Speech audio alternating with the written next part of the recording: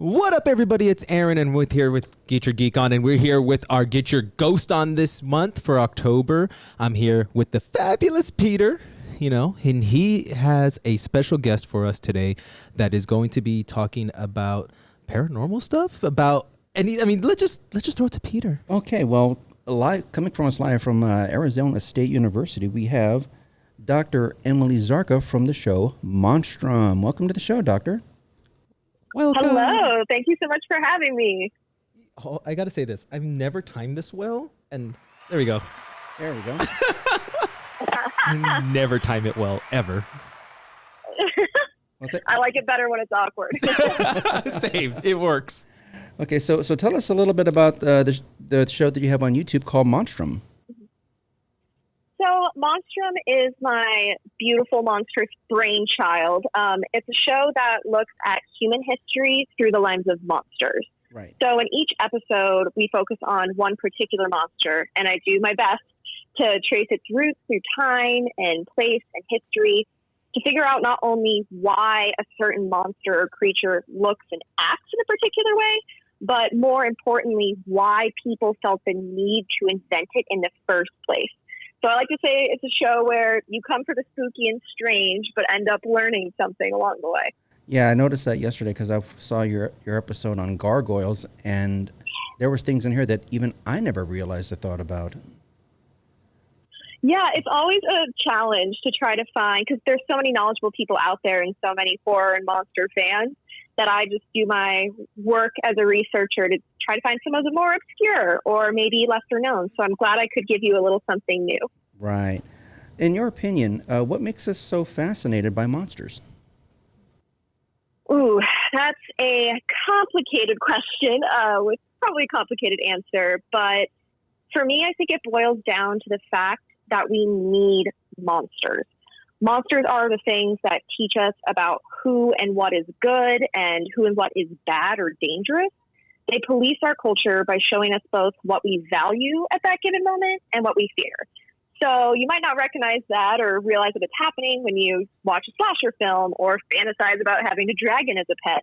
But monsters help shape who we are. They're both educational and fantastical.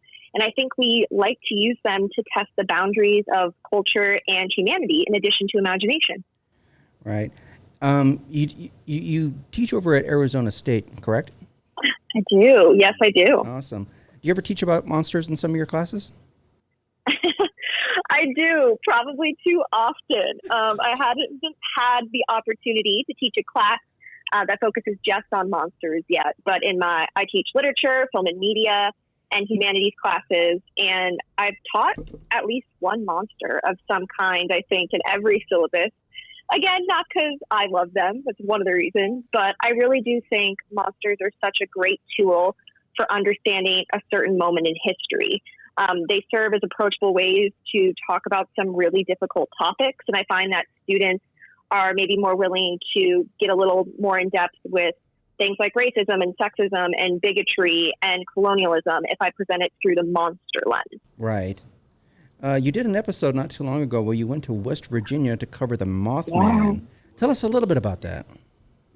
Yes, Mothman was such a fun episode to film. The people of Point Pleasant couldn't have been more welcoming.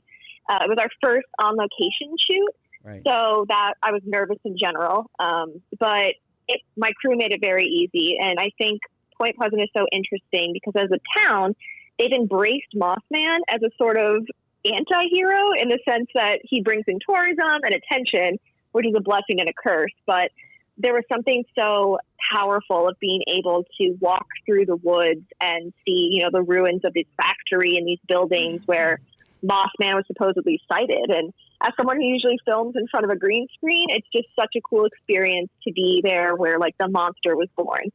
And before you ask, yes, I do think that people saw something there in the 60s. But do I think it was an interdimensional being or an alien? No, I don't. But you didn't see anything yourself, did you?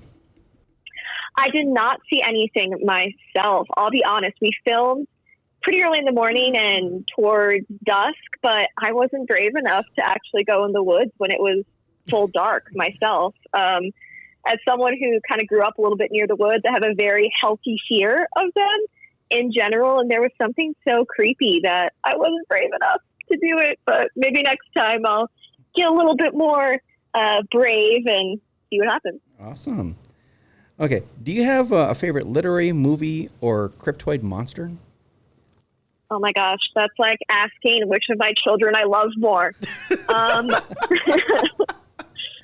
They're all so great. Favorite monsters of all time would probably be undead corpses, zombies, vampires, mummies, whatever. I love them all. But if I had to give a top 5, like name names, the Creature in Frankenstein, the Thing from the Thing, Candyman. There's a vampire called Shori from a book by Octavia Butler I find fascinating. And then a recent one who's become one of my newest favorite monsters is the Elk-Headed Woman from Stephen Graham Jones' The Only Good Indian. Wow. Have you covered that one on your show yet? I have not. I had the absolute privilege of being one of Professor Jones' students as an undergrad. And I would love to, maybe I'll have the opportunity to talk to him. I don't know if he based his monster in Blackfeet mythology. I know he belongs to that group of people, or if it's something that came out of his own head, but it's just a perfect balance of creepy monster with sort of a really interesting backstory. And I like monsters, I think, the best that I can identify with in some way. And going back to one of your questions earlier, I think that is something a lot of monsters can offer us. Right. So maybe they don't look like us, but if we can understand their motivation, I think that makes for a more powerful story. Mine is still Godzilla. You know, I mean... I love Godzilla. Mothra, though, is my queen. Oh, yes. You know, but Mothra's queen. Yes. But yeah, I prefer the Godzilla from the first movies where he's kind of like hairy looking and like his head just pops up from behind the mountain. I love that so much. That is an amazing movie. Now, if you could sit down... It really is. If you could sit down and have lunch with any movie or literary monster, who would it be and why? Oh, geez. That's another hard one. I think I'd have to go with Carmilla. As a female vampire, operating within the patriarchal confines of the 19th century, I think she has some pretty good stories and maybe some clothes for me to borrow because I'm a sucker for fashion of that period, too. Because werewolves would be hard, because, considering the food would probably be undercooked and probably still moving if you would have lunch with a werewolf. I was thinking about this. Yeah, because, honestly, my gut, too, I would say Mothra, but I would assume we just communicate telepathically and not eat anything. So, yeah, it'd have to be something a little more humanoid, maybe. That makes sense. Okay. On your YouTube site, you had a major announcement coming up for this month. Can you tell us a little bit about that? Yes, I have a couple. October is, as it comes as no surprise, my favorite month of the year, and I'm fortunate enough to have been given the opportunity to do some really cool stuff with Monstrum. So the first thing is we are going to have a 3-part zombie series on YouTube that I'm so excited about. Zombies were one of the first monsters that really got me interested in this field and this research. So that's super exciting. They're going to be a little bit longer episodes.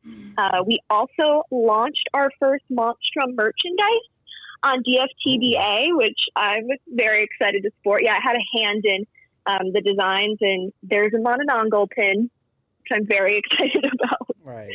Love that. And I can't say too much just yet, but probably the biggest news is Monstrum is going to have its first 1-hour national broadcast special on PBS on October 30th. Yeah. Nice. I'll be tuning in for that. So I have tune into your local PBS station. Yeah. I have a follow-up question to that because you said zombies. Of course. So yeah, are we like Walking Dead or are we like the World War Z zombie fan? Ooh, see, like I said earlier, I just love all the undead. And that was actually one of the things that the episodes tackle is, how do we categorize different types of zombies? Because the zombie has evolved so dramatically over hundreds, if not thousands of years. It's different. Like, I appreciate the Romero zombie, like the Walking Dead zombie, because they're a little gorier and more classic. But I think I'm more scared of the World War Z zombie, which I call the hive zombie. I think that there's so many and they're so quick that the idea of just being overrun is that much more palpable. And yeah, World War Z was one of the only zombie movies that actually gave me anxiety watching, because seeing those, millions of zombies just swarming. I mean, there's no hope at that point. Yeah, exactly. Yeah, it was funny because you mentioned World War Z. I was remember seeing that when I was down in Mexico, when they said that Mexico City had been overrun. Everybody in the audience was like, "Oh, come on, really?"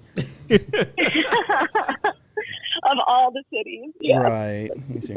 Okay, since it's October, what is your favorite Halloween movie? That's the easy one. Halloween. There I watch it every Yes. Halloween night with the lights off while eating candy, and it's my absolute favorite. Yes. I like that. Okay. One final question here. Where can people find Monstrum? You can find Monstrum on PBS's Storied channel on YouTube or on pbs.org. Awesome. Amazing. Awesome. Thank you very much, Doctor, for coming on, and we hope to, we can catch up with you again at some point.